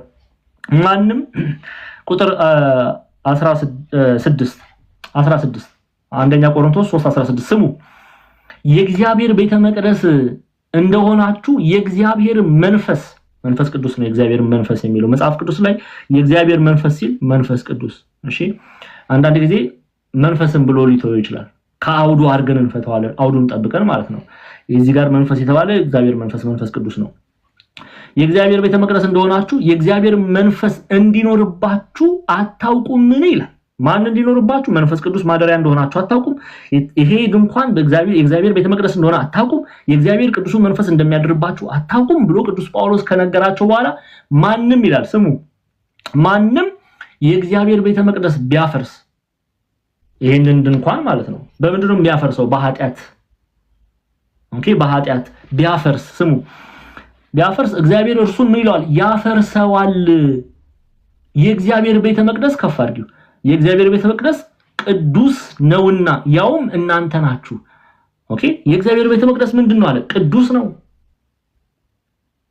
ለምንድነው ቅዱስ ጳውሎስ ይሄንን የሚነግረን በእግዚአብሔር ቤተ መቅደስ ውስጥ ቅዱስ በተባለ በእግዚአብሔር ቤተ መቅደስ ውስጥ እሱ ቀድሶናልና አማናዊ ካህናት ማለት ታምነን ለእግዚአብሔር የእግዚአብሔር ሕዝብ ሆነን ማለት ነው አማናዊ ሕዝብ ስለ ልዩ ክህነት አይደለም እዚህ ጋር የተናገረ ያለው በዮሐንስ ራእይ ላይ ምዕራፍ 20 ላይ የተናገረ ያለው አማናዊ የእግዚአብሔር ሕዝብን ነው እየገለጠ ያለው በትንሳኤ ልቦና ውስጥ ያለፉ ሚስጥራትን ፈጽመው ያለፉ የእግዚአብሔር ሕዝቦችን ነው ክብራቸውን የሚገልጠው ኦኬ ኤኒዌይስ ማንንም ይቅርታ ቤተ መቅደስ ቅዱስ ነውና ያውም እናንተ ናችኋል ይሄ ቤተ መቅደስ ቅዱስ ነው ይሄ ድንኳን ቅዱስ ነው እግዚአብሔር ቀድሶታል የእግዚአብሔር የቅዱሱ መንፈስ ማደሪያዎች ናችሁ ስለዚህ ማን ይኖርባችሁ ማን እንዲኖርባችሁ ፍቀዱ ቅዱስ የሆነው ነገር እግዚአብሔር የሚወደው ነገር ለአይምሮ የተመቸ አገልግሎት የሚለው ሮሜ ምዕራፍ 12 ቁጥር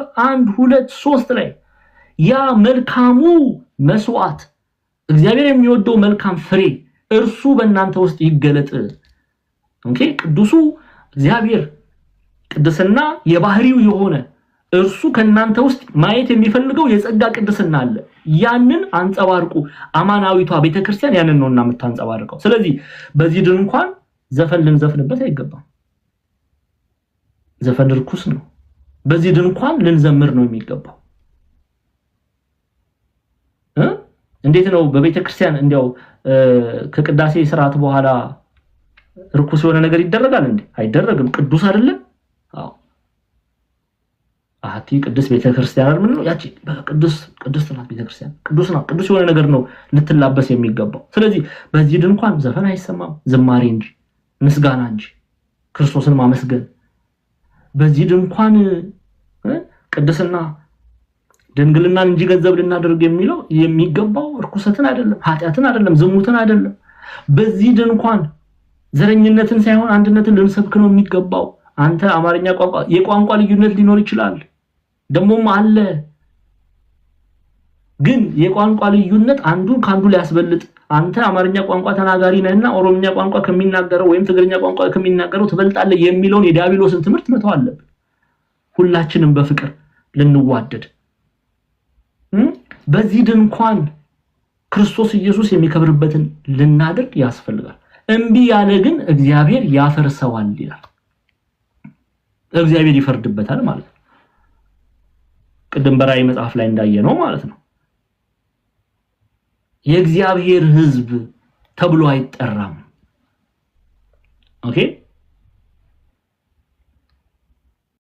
የእግዚአብሔርን መንግስት ከሚወርሱት ውስጥ ቁጥሩ ይጎድላል ማለት ነው ፍርድን ያገኛል ይፈረድበታል ተስፋ የሚያደርገውን መንግስተ ሰማያት አይወርስም ማለት ነው ግልጽ ነው መጽሐፍ ቅዱስ ወደ ኋላ ምንም የምንለው ጉዳይ የለም ቤተክርስቲያን የምታስተምረው እንዴ ነው ስለዚህ በዚህ ድንኳን አማናዊ ሆነን ለእግዚአብሔር ቃል ታምነን እውነተኛ ሆነን ልንመላለስ ያስፈልጋል እንዲህ የሚያደርጉ የእግዚአብሔር ካህን የህዝብ ይሄንን የሚያደርጉ ህዝብ ካህናት አማናዊ ካህናት ተብለው ይጠራሉ ህዝቡን ማለት ነው ህዝቡን ነው የሚናገረው ቅዱስ ዮሐንስ በራእዩ ላይ ማለት ነው ይጽፈልን እሺ ቁጥር 7 ላይ ቁጥር 7ን እንይና እስቲ ሰዓት ካለን እንቀጥላለን ቁጥር 7 ላይ ነይልኝ የማውስ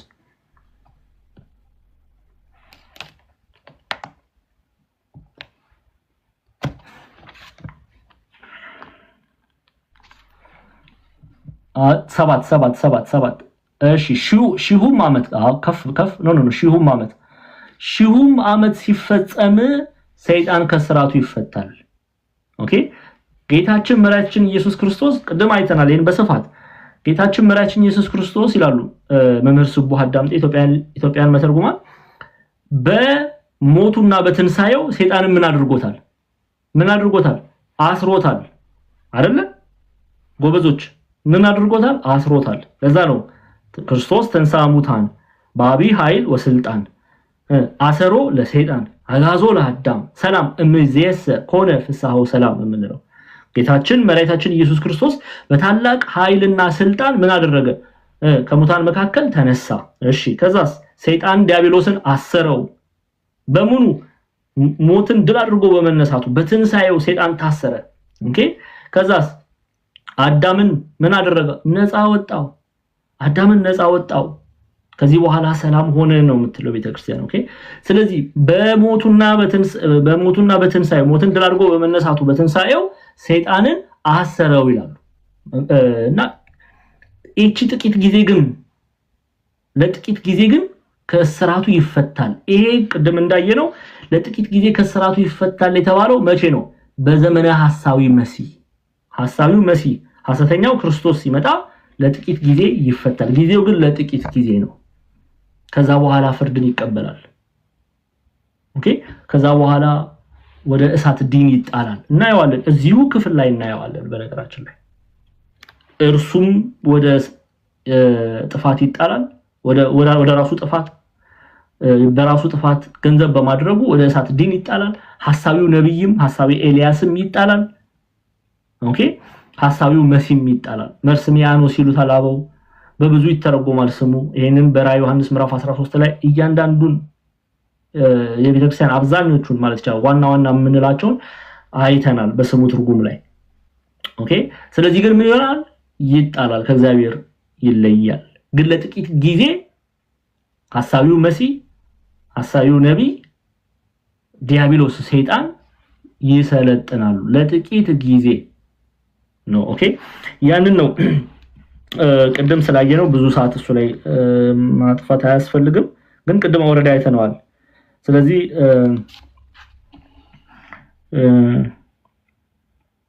ታሰረ የሚለውን አብራርቻለሁ። ኦኬ ታሰረ የሚለውን ክፍል አብራርቻለሁ። አንድ ሁለት የመጽሐፍ ቅዱስ ክፍል እንመልከት። ቆላሲስ ምዕራፍ 2 ቁጥር 15 ነው። ሉቃስ 10 18ንም ክፈል። እሺ ሉቃስ 10 18ን ክፈልሽልኝ ኤማውስዬ።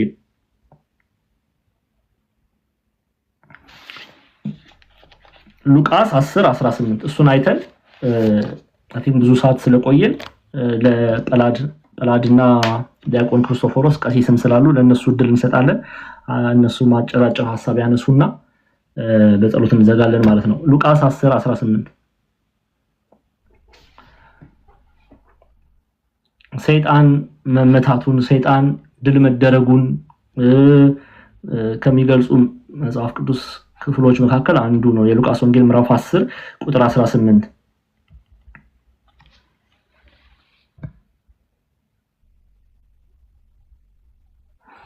እንዲሁም አላቸው ሰይጣን እንደ መብረቅ ከሰማይ ሲወድቅ አየው የሚል ክፍል አለ።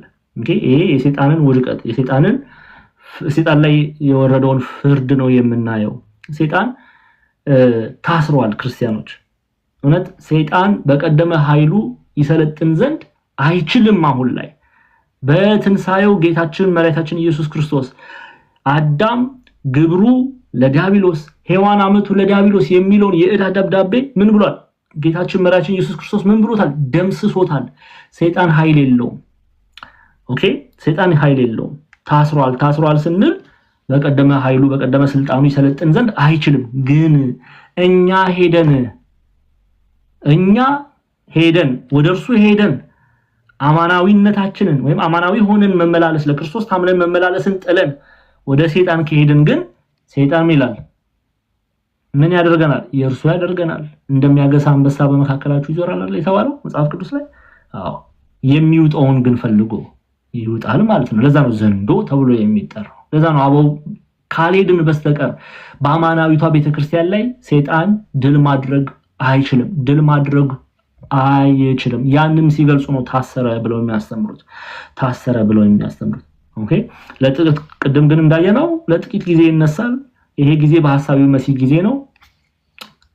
ከዛ በኋላ ፍርድን ይቀበላል ማለት ነው። እግዚአብሔር አምላክ ድል ያደርገዋል። ጠላት ከሳሻችን ኦኬ ወደ እሳት ባህር ይጣላል እና እሱን የምንመለከት ይሆናል ማለት ነው። አይ ቲንክ እዚህ ላይ ብናበቃ በጣም ይሻላል። ብዙ ሰዓት ቆይተናል። እናንተን ከዚህ በኋላ ከቀጠልን በደንብ እንትን እንዳይሆን ከመስኮት እንዳትወርቁ የቅዱስ ጳውሎስ ነገረ ጳውሎስ እንዳይደገም ሐዋርያት ሥራ እንዳይደገም እዚህ ላይ እናበቃለን። ያስተማረን የገሰጸን የቅዱሳን አባቶቻችን አምላክ ጌታችን አምላካችን አባታችን መድኃኒታችን ኢየሱስ ክርስቶስ ስሙ ከአጥናፍ እስከ አጥናፍ የከበረ የተመሰገነ ይሁን። እጅጉን የምንወዳት እጅጉን የምናፈቅራት እናታችን ቅድስት ድንግል ማርያም ጸሎቷ መልጃዋ ከኔና ከእናንተ ጋር ይሁን። ራዕየ ዮሐንስ ፍጻሜ ምዕራፍ 20 ፍጻሜ ሰኞ